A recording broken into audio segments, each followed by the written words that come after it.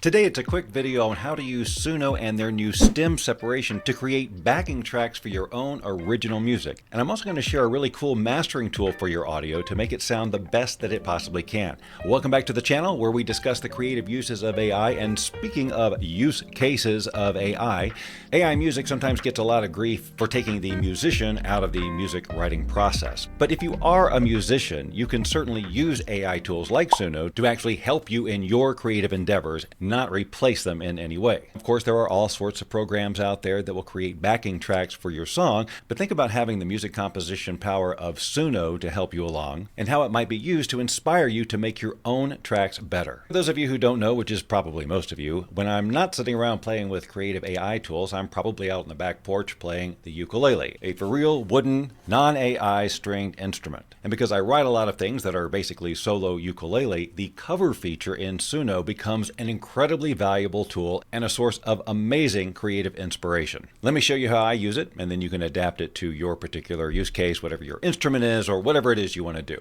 First, we need to get the ukulele song into Suno so that it can cover it. You can either upload a track that you pre-recorded, which I highly recommend, or you can record right here in the interface. However, when I do it, for whatever reason, what I record ends up sounding compressed and really of low quality. And that's exactly what happened in this example that I'm going to show you. I've grouped all the pieces of music I want to use for this demo in this one playlist so I can access them easier. This is what it ended up sounding like on the other end of my online recording.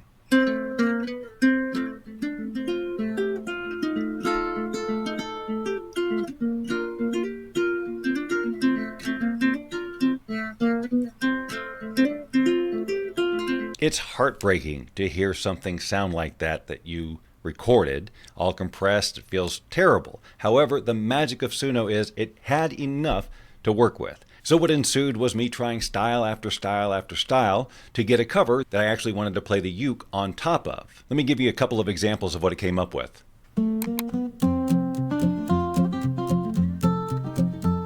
Oh my gosh. So it stayed completely true to the structure of the song, and I basically gave it a Chet Atkins style to play with. The only problem with this is it's only the guitar, and it doesn't serve any purpose to show you how to make a backing track if there's only a solo instrument here. Here's another one.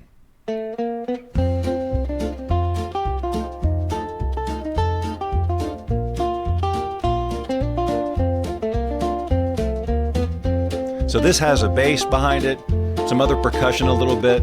So this is kind of what I was looking for, because the idea is to separate the stems out, take out their lead guitar, and then I'll have something to play the ukulele on because it's in the same key and everything. So I liked that one so much, I thought it was going to be the one I wanted to work with. But if you've worked with Suno a while and you create something, it already sounds pretty good to your ears, but they do have a remaster feature, which basically enhances the recording. Now, it does make changes. It doesn't stay 100% true to the recording. So if you absolutely are in love with exactly what it came out with, but you just want it to sound better, you want to master it to fix the balance of the frequencies and the volumes and level things out, the remaster tool inside Suno is not going to be what you want because it will change the original track. And actually the terminology is different. This is remastering, and what we're talking about in terms of balancing out frequencies and levels throughout a piece to make it sound the best is called mastering, and it's a skill set that recording engineers can spend years learning how to do. But there are some solutions that make it drag and drop easy, and I'm going to share one of those with you today just to show you what it can do to your AI music, just to make it pop a little bit more. So I really liked this one. It's not the one I'm going to use for the separation demo, but I'd like to keep it, and I'd like the best possible version of it as I can. So I'm going to download the WAV recording of it so I have the best quality to begin with. I'm definitely going to recommend that if you care about the quality of what mastering can do to your audio, that you put on some headphones so you can hear the difference here, because otherwise it might just sound like, hey, it got a little louder. Again, if mastering is a whole new concept to you, just here on the page at Remasterify, just scrolling down, you can get an idea of what mastering will do to your tune, and there's certainly before and after examples, but we want to use our own audio here, so I'm just going to log in right quick. And I'm going to drag the file we just downloaded from Suno, pop it right in here, and it will upload. It goes through a process of identifying the musical style so that it can maximize the mastering based on the style of music that it is. And then it gives us our rendered preview. We can switch back and forth between the original and the mastered.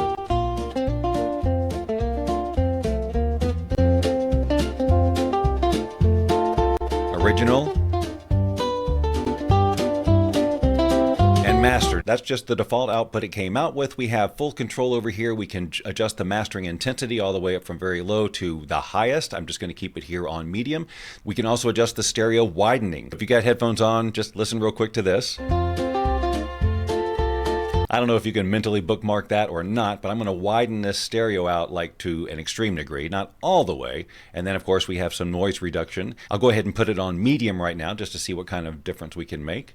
Automatic equalization, if you turn it off, you can get in here and make adjustments so that if you really don't like what it's coming up with the preview, you have the ability to come in here and tweak it. I'm just going to go with auto default because I just want to show you the basic principle of this thing, and then you click on remaster. Let's listen to the original again.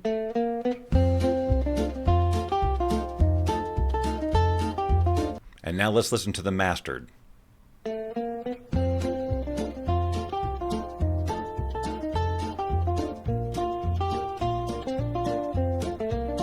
Back to our original.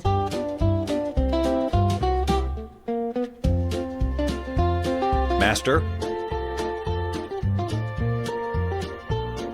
So while I won't go for the perfect mix right here, I've got a lot of tools to do that, and I just thought I'd point you to that resource. But returning now to doing the backing track, I wanted to try at least one more style before I committed, and I went with Dixieland Jazz Band.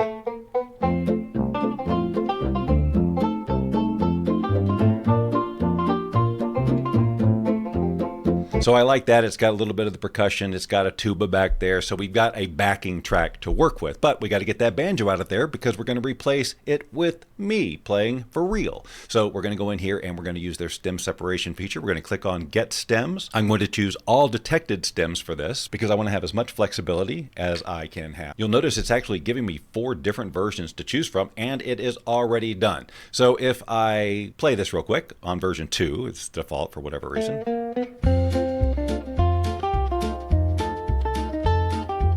If I mute the guitar, what they're calling the guitar, that's actually the banjo.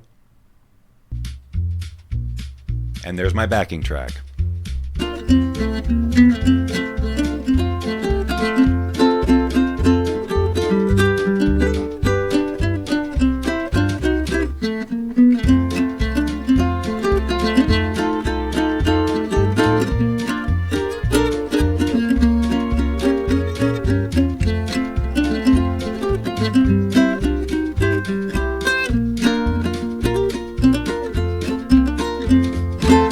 Okay, a rough example at best, but this was a concept for you, not a Bob Doyle performance. So just take that concept, make it your own, have some fun with it, and then throw me a bone. I don't know, I just wanted to rhyme. Is this the type of tech you're interested in learning more about? Well, then why not subscribe to this channel? Because this is the stuff we like to explore too, and we do it, well, all the time. If you subscribe now, I will not look for you. I will not pursue you. But if you do not, I will look for you. I will find you. And I